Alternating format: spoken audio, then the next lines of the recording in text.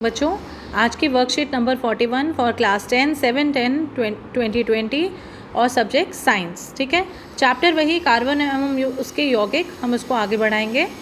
अब तक हमने पढ़ा है कि कार्बन परमाणुओं को आपस में जोड़कर विभिन्न लंबाई की श्रृंखलाएं बनाई जा सकती हैं। हम लोगों ने पिछले क्लास में पढ़ा था कि कार्बन जो है वो अलग अलग चेन्स बना सकता है। वो चेन्स ब्रांच भी हो सकती हैं, ठीक है, और वो चेन्स सिंपल भी हो सकती हैं। ओके,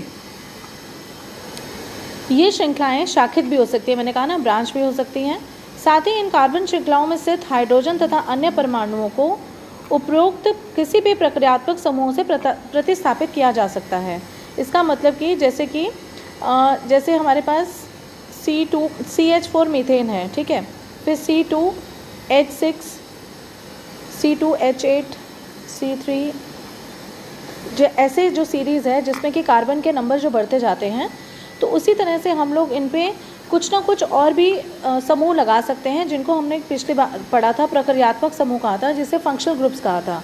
जैसे कि सपोज़ यहाँ पर है CH3OH, ठीक है, ये देखिए CH3OH, फिर है C2H5OH, फिर है C3H7OH, फिर है C4H9OH, ठीक है। अब आप इसमें भी देख रहे हैं कि पहले कार्बन का एक एटम है, फिर दूसरा है, फिर तीसरा है, फिर चौथा है। तो ये जो सीरीज़ है ये किसकी है? अल्कोहल की, ठीक है। तो इसमें भी जैसे CH3OH, C2H5OH, C3H7OH जो है, इनके रासायनिक गुणधर्मों में अत्यधिक समानता है, क्योंकि ये एक ही फंक्शनल ग्रुप को बिलोंग करते हैं, वो है अल्कोहल ग्रुप, ठीक है। अतः यौगिकों की ऐसी श्रृंखला जिसमें कार्बन श्रृंखला में स्थित हाइड्रोजन को एक ही प्रकार के प्रक्रियात्मक समूह से प्रतिस्थापित किया जाए तो उसको हम समजातीय श्रेणी कहते हैं। इसका मतलब इसके हर कार्बन एटम के साथ OH लगा हुआ है, सिर्फ कार्बन एटम जो हैं वो डिफ़र कर रहे हैं। तो ऐसे यौगिक जिसमें कार्बन एटम में तो डिफरेंस है, किसी में एक कार्बन है, किसी में 2 है, किसी में 3 है, लेकिन उनका लास्ट का जो फंक्शनल ग्रुप है वो सेम है। तो ऐसी वाली सीरीज़ को हम इंग्लिश में होमोलोगस सीरीज़ कहते हैं और हिंदी में उसको समजातीय श्रेणी कहा जाता है। ठीक है, क्लियर है सबको? यदि हम उत्तरोत्तर यौगिकों के सूत्रों को देखें, जैसे CH4 देखें, ठीक है, CH4 देखें, और फिर उसके बाद C2H6 देखें, C3H8 देखें, तो बेटा इन दोनों में किस चीज़ का फ़र्क है? देखो, कार्बन 2 में से एक कार्बन गया तो एक कार्बन रह गया, 6 में से 4 गए 2। तो इसका मतलब अगर हम लोग एक सीरीज़ में चल रहे हैं तो 2 के बीच में CH2 का अंतर है, ठीक है।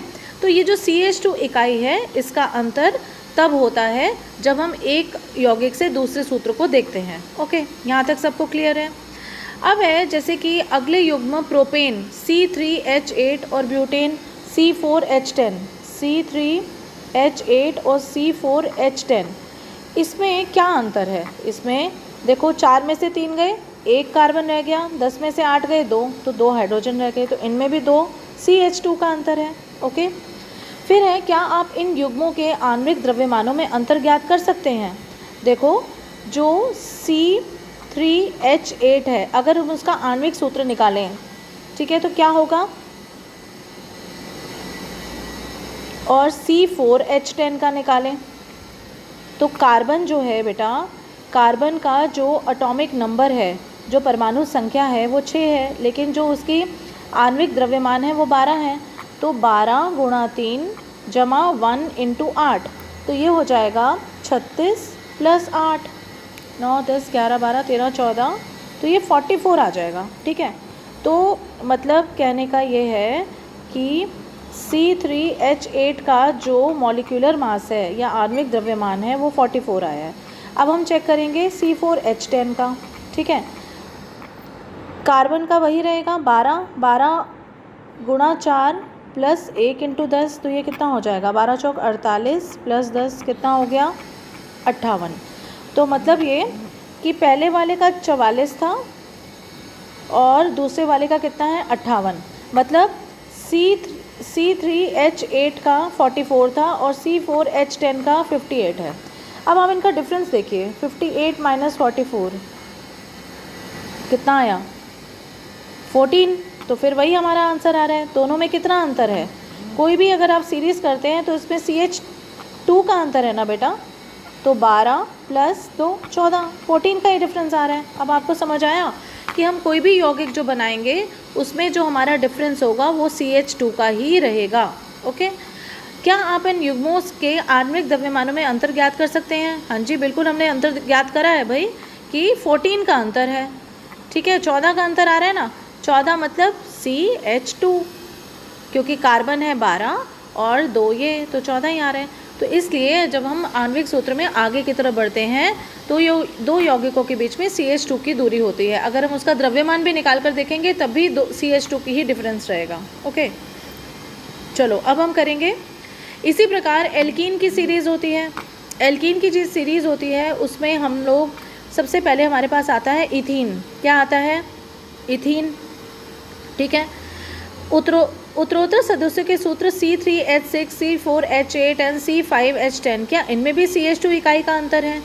अब आप एक बात देखिए कि ये C3H6 देखो, C4H8 देखो, इनमें भी तो CH2 का अंतर है ना बेटा। 4 में से 3 गया, 1 से 1 कार्बन आ गया और 8 में से 6 गया 2, तो CH2 का ही अंतर आ गया। तो इसका मतलब कोई भी हम सीरीज़ देखें, चाहे एल्कीन सीरीज़ देखें, एल्काइन देखें या एल्केन देखें, उनमें CH2 का ग्रुप रहता है। एल्केन जो सीरीज़ होती है उसका फॉर्मूला होता है CnH2n+2। ठीक है, अगर एल्कीन देखें तो उसका होता है CnH2n। अगर एल्काइन देखें तो उसका फॉर्मूला होता है CnH2n-2। ठीक है, ये एल्केन का फॉर्मूला है सभी का, और ये ईन का है और ये आइन का है। ठीक है, समझ में आया सबको? फिर भी कोई प्रॉब्लम हो तो पूछ लीजिएगा। समजातीय श्रेणी के गुण क्या होते हैं? अब देखो, सब जैसे एक ही जाति के हैं, या तो सारे कीटोन के हैं या एल्डिहाइड के हैं या कार्बोक्सिलिक एसिड के हैं, जैसे ethanoic acid, propanoic acid, butanoic acid. तो इसमें क्या होता है, जब किसी समजातीय श्रेणी में आणविक द्रव्यमान बढ़ता है तो भौतिक गुणधर्मों में भी क्रमबद्धता दिखाई देती है। उनके भौतिक गुणधर्म में भी हम लोग वही सीरीज़ देखते हैं। ऐसा इसलिए होता है क्योंकि आणविक द्रव्यमान के बढ़ने से गलनांक तथा क्वथनांक में भी वृद्धि होती है। जैसे देखो ना, ये CH4 है, ठीक है, अब क्या आ जाएगा? C2H6 आ जाएगा, फिर क्या आएगा? C3H8 आएगा। अब हम आगे बढ़ रहे हैं, इसमें CH2 का अंतर तो है ही इनमें, लेकिन इसमें क्या हो रहा है, इनके द्रव्यमान भी बढ़ रहे हैं। ऑब्वियसली द्रव्यमान बढ़ रहे हैं ना, इसका द्रव्यमान कम है, इसका इससे ज़्यादा है, इसके ज़्यादा है। तो द्रव्यमान के बढ़ने के साथ गलनांक एवं क्वथनांक में भी वृद्धि होती है, मतलब बॉइलिंग पॉइंट और मेल्टिंग पॉइंट भी हाई हो जाते हैं। ठीक है, फिर वही है कि किसी विशेष विलायक में विलेयता जैसे भौतिक गुणधर्म भी इसी प्रकार की क्रमबद्धता दर्शाते हैं, मतलब उनके जो फिजिकल प्रॉपर्टीज़ हैं वो भी ऐसी बढ़ती जाती हैं, ऐसी चेंज होती जाती हैं। ठीक है, किंतु पूर्ण रूप से प्रक्रियात्मक समूह के द्वारा सुनिश्चित किए जाने वाले रासायनिक गुण समजातीय श्रेणी में एक समान बने होते हैं, लेकिन मतलब उनकी जो केमिकल प्रॉपर्टीज़ हैं वो ऑलमोस्ट सेम रहती हैं। क्यों सेम रहती हैं? क्योंकि उनका फंक्शनल ग्रुप, उनका प्रक्रियात्मक समूह सेम रहता है, इसकी वजह से उनकी जो रासायनिक गुणधर्म है, केमिकल प्रॉपर्टीज़ हैं, वो सेम रहती हैं। ठीक है, यहाँ तक सबको क्लियर है? अच्छा, अब कार्बन यौगिकों की नाम पद्धति अगर देखी जाए तो पिछली बार मैंने आपको क्लास में बता दिया था, एल्कोहल में क्या होता है, मिथेनॉल ऑल लगता है, इथेनॉल, प्रोपेनॉल, एल्डिहाइड में AL लगता है, ये मैंने आपको पिछली बार ही बता दिया था, जैसे methanol, ethanol, propanol, butanol.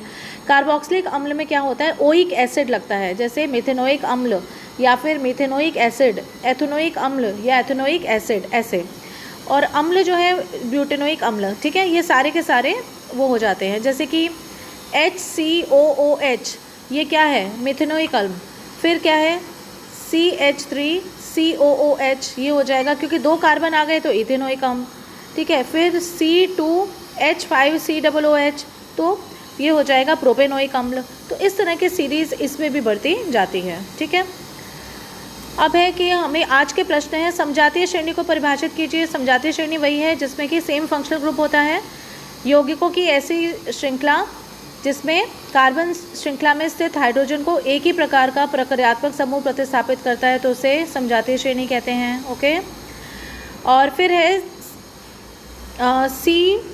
C4H9OH के समजात सदस्य का नाम एवं संरचनात्मक सूत्र लिखिए। मैंने आपको अभी अम्ल के बताए कि पहले होता है HCOH, फिर CH3COOH, फिर C2H5COOH, तो ये पूरी की पूरी श्रृंखला हमारी अम्ल की आ जाती है। फिर है इस श्रेणी के तीसरे एवं चौथे सदस्य का, हाँ, CnH2n, बेटा इन्होंने दिया हुआ है सामान्य सूत्र CnH2n। अब इसकी बतानी है, अगर कार्बन एटम, अगर हम यहाँ पे n को 1 डाल दें तो C1H2 हो जाएगा। ठीक है, अब अगर हम इसमें C2 डालें तो H4 हो जाएगा, C3 डालें तो H6 हो जाएगा। ठीक है, तो इसी तरह ये बढ़ती जाएगी। हमें आणविक सूत्र लिखते हैं। पहली वाली तो होती नहीं है, क्योंकि कोई मिथीन नाम की कोई चीज़ नहीं होती। क्या होती है? सेकंड, जिसमें 2 कार्बन होते हैं तो उससे स्टार्ट होती है, जिसको इथेन कहते हैं। लेकिन क्योंकि ये ईन वाली सीरीज़ है, ठीक है, ये CnH2n वाली सीरीज़ है, तो ये क्या हो जाएगा, 2 कार्बन एटम्स हैं तो इथीन, फिर प्रोपीन, फिर आ जाएगा ब्यूटीन। ठीक है, इस तरह से आप करेंगे। ओके, आई होप आपको ये क्लियर हो गया है। लेकिन फिर भी कोई प्रॉब्लम हो तो आप मुझसे पूछ सकते हैं। I am always there for you. Take care, do your work completely and अच्छी beautifully. Okay, good day, bye bye.